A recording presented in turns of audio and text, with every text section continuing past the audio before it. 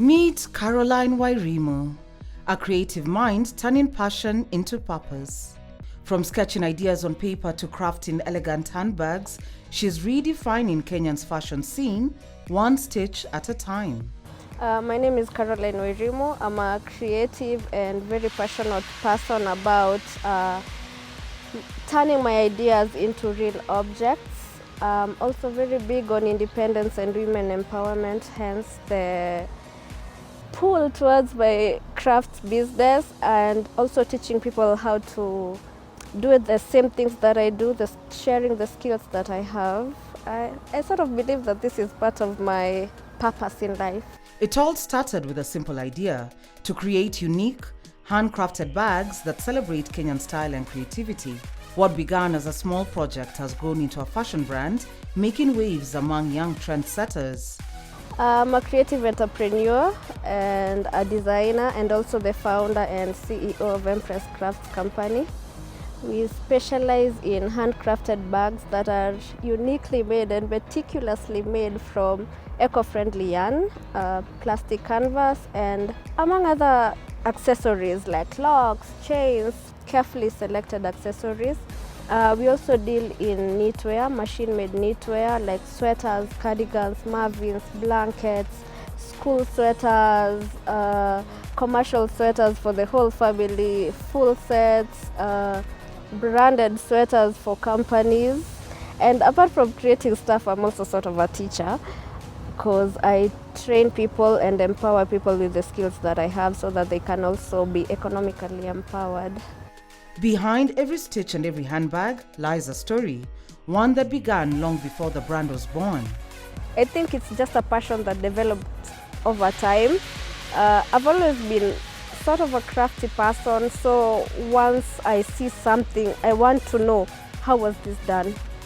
What do I need to do this? So it became so obsessive over time. I couldn't access the things to start, but I was so obsessed with it to a point that I made sure now I went out of my way to get what I need to start.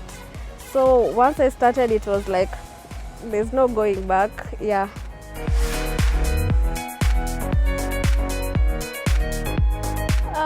I didn't start with the art of making bags. I started with crocheting. This is back in campus. It was just a hobby, a part-time thing. But for the bags, I started in 22, 23, somewhere in between there. That's when I started making bags.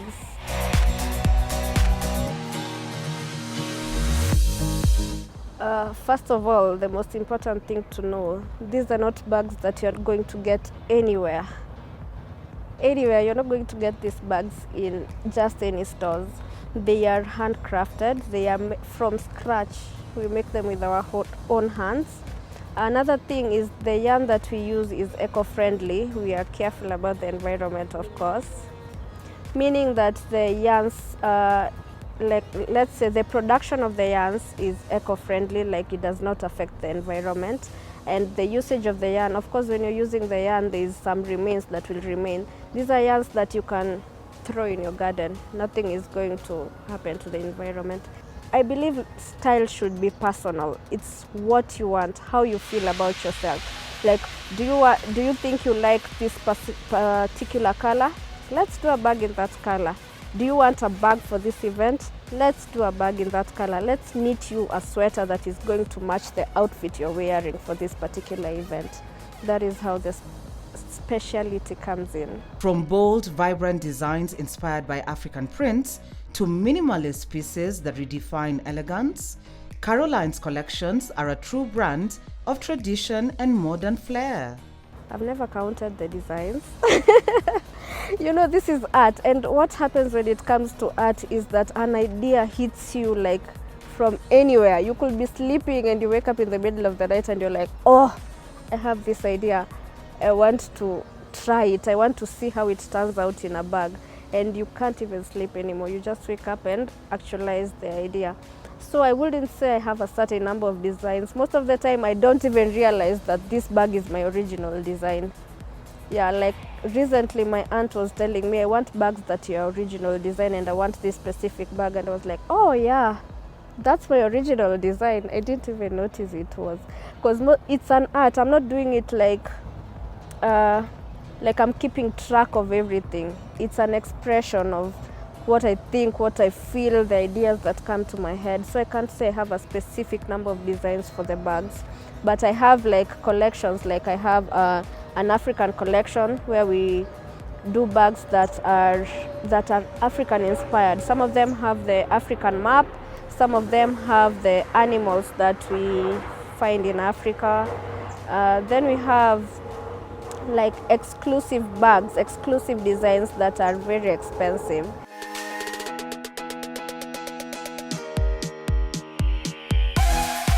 It's totally different for every bag. Some designs that I have are like totally new. Some of them I just see something, like let's say I see a cheetah print. I want to try a bag in cheetah print. That is how I come up with the cheetah print design of the bags that I have. Others are already existing designs that have been there for people who have already done these bags for a while. I'm not the first one to do them, but maybe the first one in Kenya, but not the first one like globally. So some of the designs already exist, so we recreate them, become creative with them, like change them a little bit, like, yeah, just be creative with them. Behind every successful journey, there's often a quiet force of encouragement. Their words, their faith, and their sacrifices become the foundation on which her creative journey was built.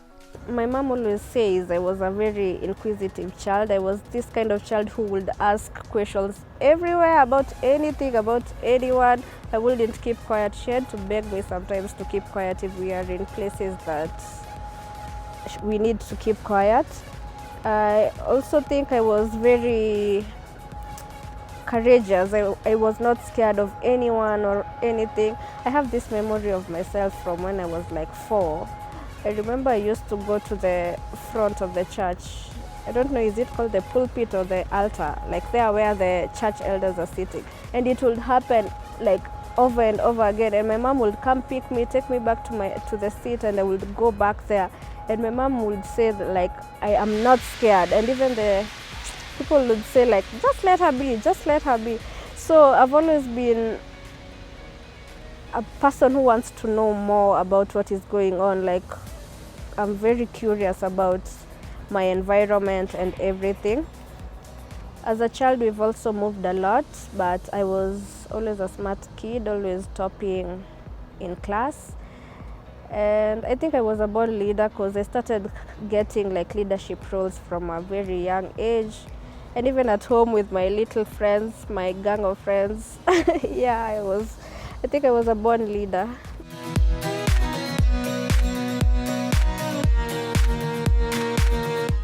I honestly don't think I was this, I want to be a doctor kind of kid. It never sat right with me. I don't remember what I wanted to be in primary. I don't think I even had like a career path back then. In high school, I dropped art and design to pursue French. I remember I wanted to pursue diplomacy, so I pursued French in high school, went ahead to do it after high school and in campus. I'm not sure about it right now. I don't know if I still want to do a master's in diplomacy. Maybe at some point, you never know the future.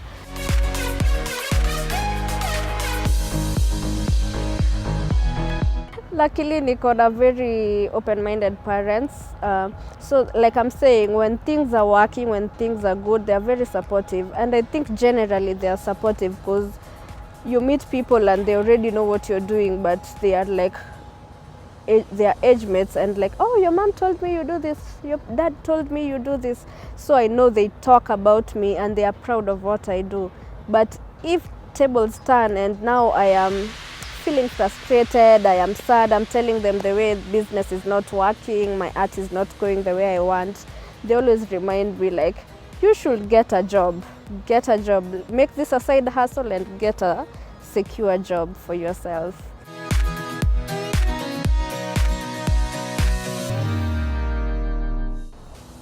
I think the times have really changed even for our parents. Like even us growing up, the things were so different when we were growing up, and now things are totally different. And I think it's the same for our parents.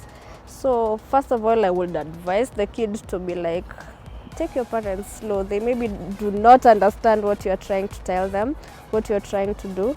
But also I would tell the parents, what's the point of having your kid pursuing a career that is going to make them sad all the time?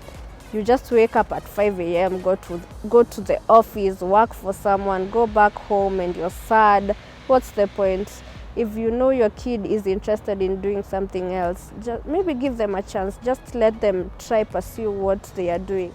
So let's take a short commercial break here on Millennials on the Move. Don't go anywhere. We are going to be back.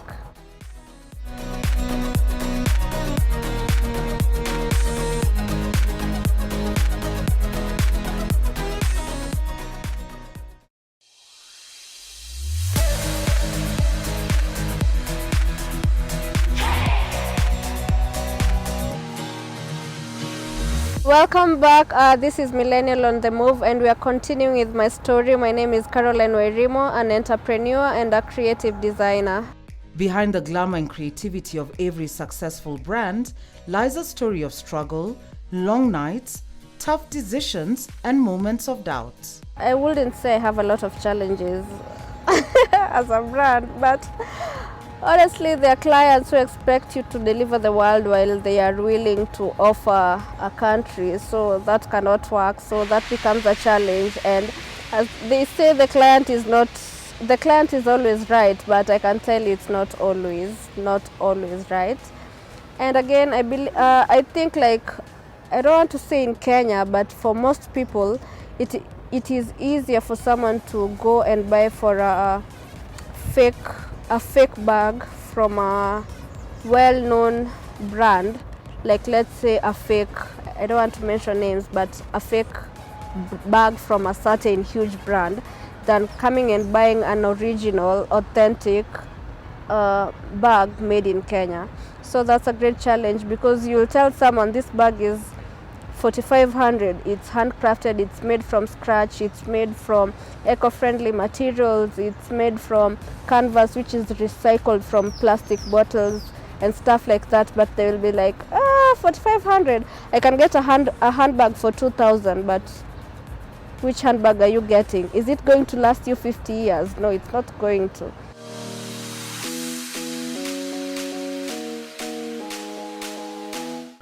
I think my greatest lesson is being patient. Yeah, you see, most of the time we want to rush the process. We want to get things done immediately. You want to sleep and wake up and you're a millionaire entrepreneur. You want to sleep and wake up and you're so good at something, but it takes time, and sometimes you even get creative block. But you want to force yourself to do something, but you can't do it. And you keep trying and trying, and the more you try, the more you force yourself to do something that it's not the right time. You just need to relax. The more you try, the worse it gets. There's no way you can force yourself to do something and it turns out well. So I've learned to be patient mostly, and to always know, like, if it's supposed to work, it's going to work eventually. So there's no need to stress. I just need to relax, trust the process, and everything is going to work out eventually. Mantra is that inner voice that says, keep going, stay true, and never stop creating. I'm very strong on what's meant to be will be. Like, I don't know how to force things. If it's supposed to happen, it's going to happen. If it's not for me, it's not for me. And also, I am a very faith-grounded person. So I believe through faith. If you believe in what you're doing and you believe what you're doing through faith, they say no matter how small your beginnings are, you can have big victorious endings. Not even endings, like the results will be victorious. If you have faith about, you trust what you're doing, you believe in yourself, you're consistent. So eventually, if it was supposed to happen again, it is just going to happen. So where does she see herself in the years to come? Let's hear her vision for the future in her own words. Well, I would like to have a flagship store which has like everything under one roof. Like, we have our production sector where we are producing our products, our knitwear, our bags, and among other stuff that I plan to introduce in the market in the near future. and we can also have a section of us showcasing and selling our end products, and part of it will be a school where we are teaching crafts, hands-on crafts, not only the things that I know to teach, but also bring in other professionals who have their own hands-on skills to teach people.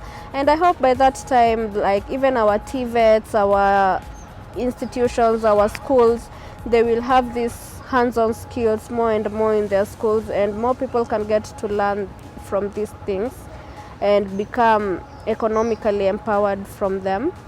And also as an entrepreneur, I hope like in 5 years I will have my designs in like shelves far beyond Kenya, and I'll be selling more and more even abroad and other countries.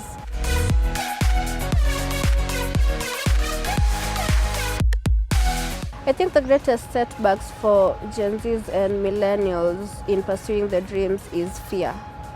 Fear is the greatest factor, if you ask me.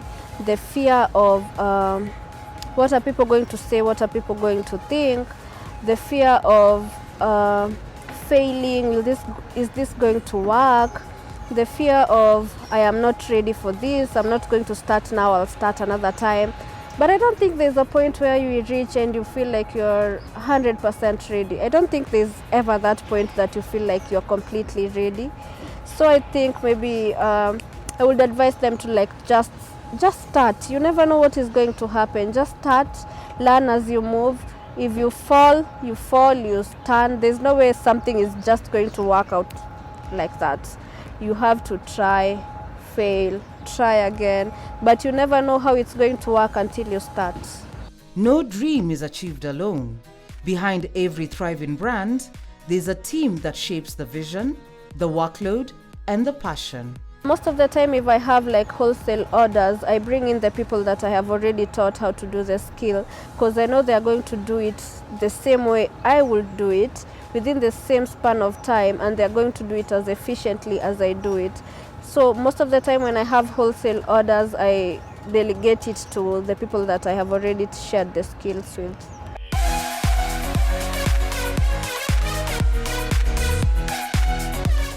Wow, do I have free time? I think I am so obsessed with what I do that my free time has turned to crafting time, and I keep promising myself that I'm going to try and be an outdoor person, because I'm a very indoor person. Most of the time I'm at home doing what I love, but I also love doing DIY stuff, like learning new skills, new crafts and trying them.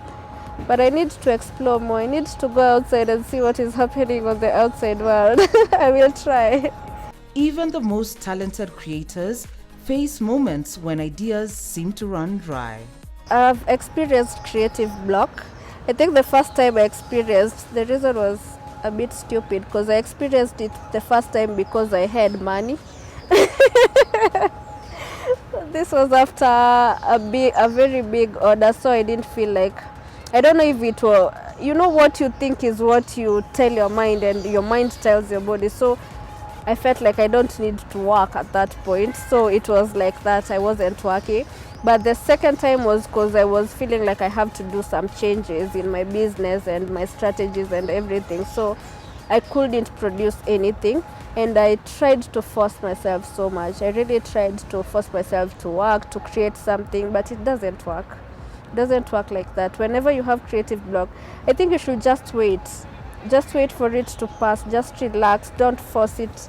Because when it passes, now the creative you comes back, the passionate you comes back.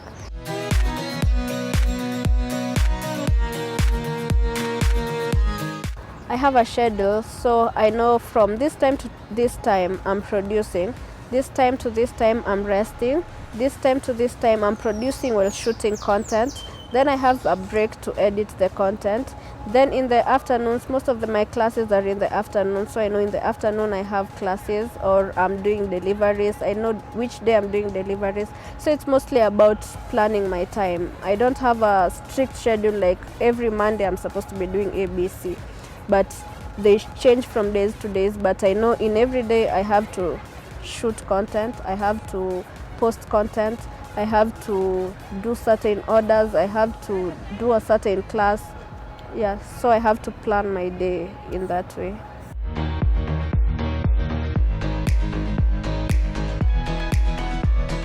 This is art, so I've never felt like I'm in a competition to stay ahead of anyone or for any reason.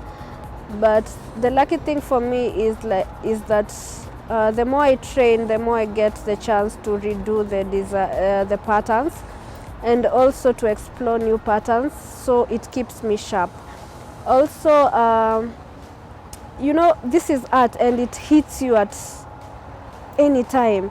You might be sleeping and an idea hits you and you can't even sleep anymore. You just wake up and do it. So I never wait to get an order for me to do a bag or to do a sweater or anything. So the moment I have an idea and it hits me, I just create it, and that is how most of my original designs are launched. I just do it and I'll figure out what I'll do with the bag or the sweater later. Maybe I'll gift it to people, but I never lack something new to do any day, anytime. I don't just wait.